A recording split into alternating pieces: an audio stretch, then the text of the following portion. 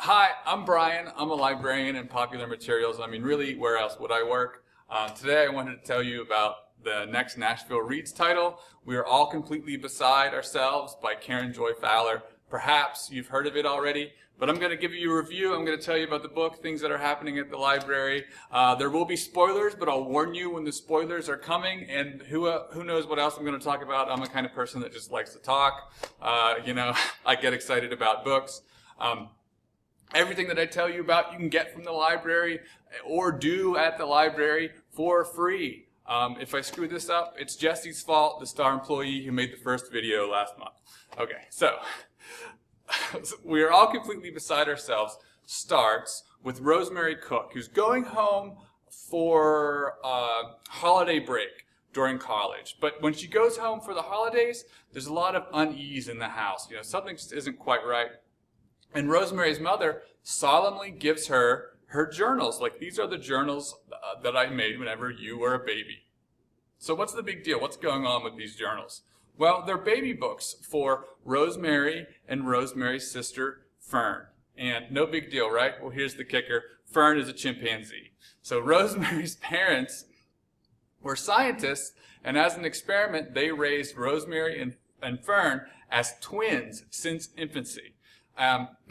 So, the big drama in the family, the big taboo that's unspoken is that something bad happens with the experiment, and Fern leaves the family. And this is what causes all the drama in the novel. But it's unspoken, like they don't talk about it, right? It's not good. It's that one thing that every family seems to have that we just don't bring up around the table, is the fact that we used to have a chimpanzee sister named Fern, and we don't anymore. But everyone in the family reacts in different ways to Fern's departure. So Rosemary's father is a behavioral psychologist, and he is very dry, very cynical, logical. I think that he probably thinks that the world would just be the way that he wants it to be, the way that he could train it to be. The world would be a nice, perfect, orderly place. So if he was going to probably recommend a book to you, he would probably recommend Walden Two by B.F. Skinner. So Skinner is the most famous behavioral psychologist of them all. He writes a novel called Walden Two, which is his ideal behaviorist utopia. So now Rosemary's mother, she's a little bit different. She's the emotional heart of the family. She's artistic. She calls the kids to breakfast by playing piano. Now, when Fern leaves, Rosemary's mother's devastated. She gets very depressed. She doesn't leave her house, she doesn't leave her bedroom for months. Now, if Rosemary's mother was going to recommend a book to you, she would probably recommend Ishmael by Daniel Quinn. And Ishmael is a novel about a man that answers a tutoring ad in the newspaper, but when he gets there, the tutor is actually a gorilla. And the gorilla teaches this man that humans are not the center of the ecosystem and not the center of human history, that humans are actually just a little blip in the history of the earth, and they're just one piece of a bigger puzzle.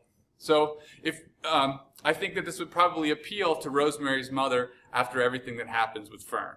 And I think if she was going to recommend a movie, she would probably recommend Grizzly Man, directed by Werner Herzog.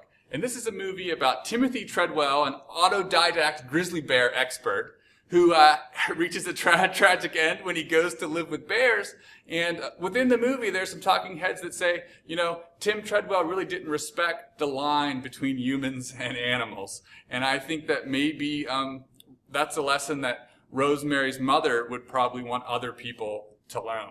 Now we're getting to the good stuff here. Rosemary's older brother, Lowell.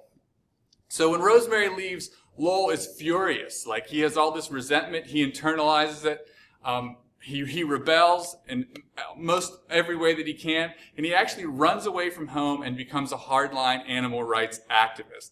So if Lowell was going to recommend a book to you, and as a matter of fact, he actually does recommend this book to Rosemary in the novel, it's Animal Minds by Donald Griffith. And this is one of the first books that actually posits that animals think, they have cognition, and they make choices about what they want to do with their behavior. And whenever Lowell and Rosemary have their big reunion, they stay up all night talking in the diner. This is one of the books that he tells Rosemary that she should read. Now, he would also probably recommend Death at SeaWorld by David Kirby. And what that is about is the long-term effects of captivity on killer whales, which are very, very intelligent animals. And those effects, as you might guess or know, are negative. If you lock a very intelligent being in a cage, they don't like that in general. But then we get to Rosemary herself. And what was fascinating about the experiment with Fern is that Rosemary takes on as many chimpanzee traits as Fern takes on human traits. So the first time Rosemary goes to school, everyone calls her Monkey Girl. She has to be taught that she can't just touch people whenever she wants. That she can't just grab things. She has to be socialized a little bit. And this doubles the trauma of Fern leaving. So by the time Rosemary is an adult, she doesn't want to talk or think about Fern at all. She doesn't want to be known as the Monkey Girl. She represses this trauma very, very deeply. But another emotional injury that perhaps is closer to the surface is also the departure of her brother Lowell. So if she was going to recommend a novel, she might recommend When the Killing's Done by T.C. Boyle, who actually came to the library a year or two ago. And When the Killing's Done is the story about an animal rights activist and the people around him, and the lengths that he's willing to go, the rules that he's willing to break to achieve what he sees as a social good.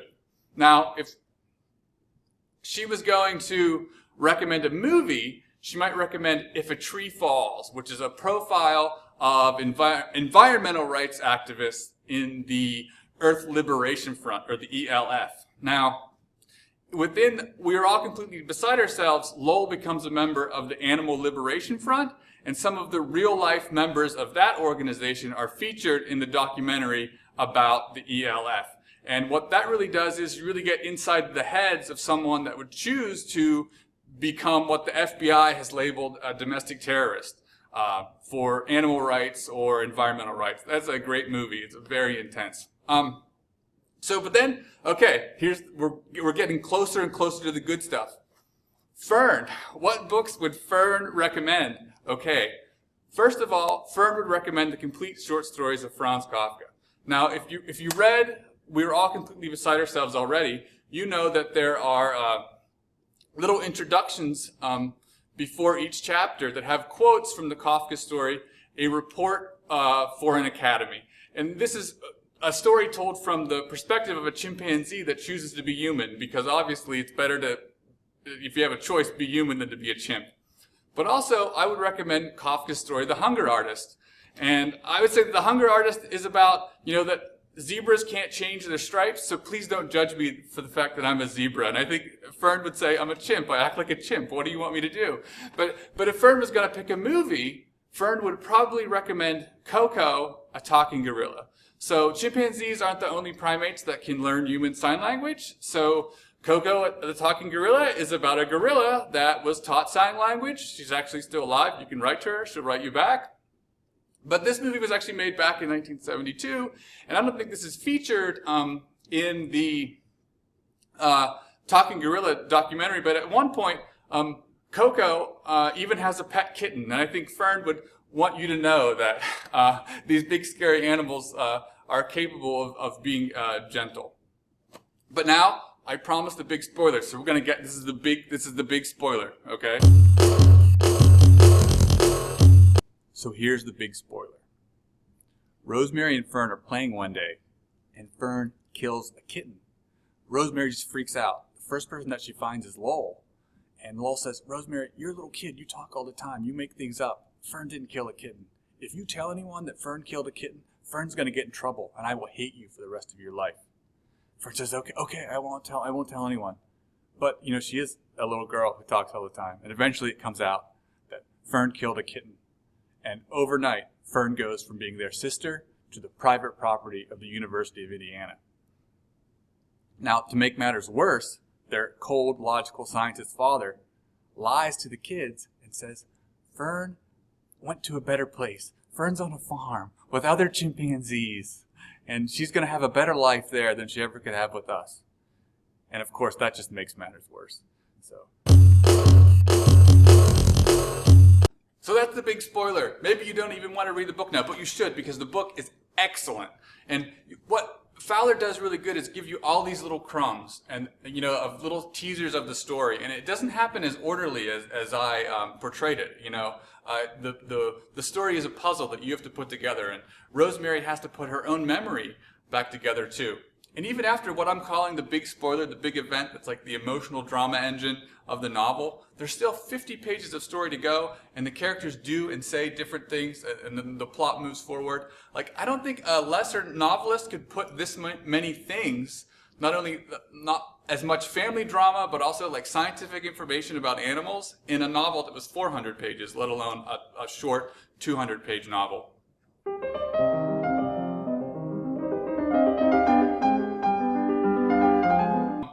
I didn't know that I would like this book before I started reading it. I mean, the other book that Fowler's most famous for is the Jane Austen Book Club. And I mean, look at this shirt, okay? This isn't a Jane Austen Book Club reader shirt, okay?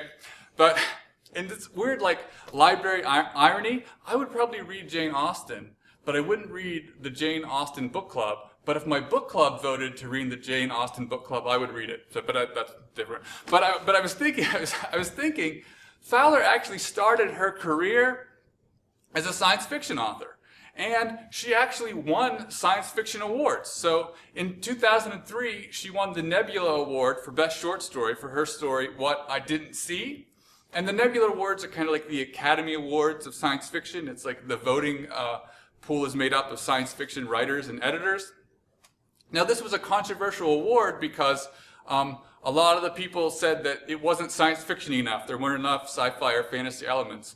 But I guess maybe they got over it because in 2013, We Are All Completely Beside Ourselves, the book that I've been telling you about, actually got nominated for Best Novel in the Nebula Awards. Now that is a head scratcher because I don't know if there are any science fiction and fantasy elements in this book, but maybe it's a protest vote. Maybe the people that thought that What I Didn't See should have won in 2013, maybe this is like their protest nomination, like they've won out on the editorial board. But regardless, the book is excellent. I mean, you should read it anyway. But Fowler's actually so closely invested in science fiction that she actually started her own science fiction award with female science fiction author Pat Murphy. And this is called the James Tiptree Jr. Award. And the James Tiptree Jr. Award goes to the best sci-fi or fantasy novel that expands or explores our understanding of gender. And why it's called the James Tiptree Jr. Award is that James Tiptree Jr. was the pen name of an amazing, strange woman named Alice Sheldon. And Alice Sheldon wrote science fiction stories on as a man. No one knew that she was a woman when she was writing them, but at the time, they actually told things from a woman's perspective, or maybe not even a woman's perspective, but like a gender ambiguous perspective. And this really turned science fiction on its head, because before that, science fiction, especially stories, was totally like a man's game. Think, pulp magazines, men's adventure magazines. This was like machismo, Edgar Rice Burroughs kind of thing. And James Tiptree Jr. comes along and really broadens the horizons. So, but I'm thinking about the James Tiptree Jr. Award, right? So like all this gender-bending science fiction, and I can't help but to think that, two of the last Nashville READS titles were actually written by feminist science fiction authors. And that's great, because I think when most people think about these citywide read programs like Nashville READS, I think there's a perception that the books are always going to be very middle of the road and not challenging. And just, pull the status quo, don't make anybody mad because everyone in the city has to read it. But if you think about the last 3 books we've done for Nashville READS, they've been really thought-provoking and really challenging, and they break that stereotype. So with Margaret Atwood, you definitely had to think about abortion. You definitely had to think about women's rights. With Life of Pi, you had to think about different religions living together in the same space. And with We Were All Completely Beside Ourselves, you have to think about animal rights. It's just, that's what the book is about.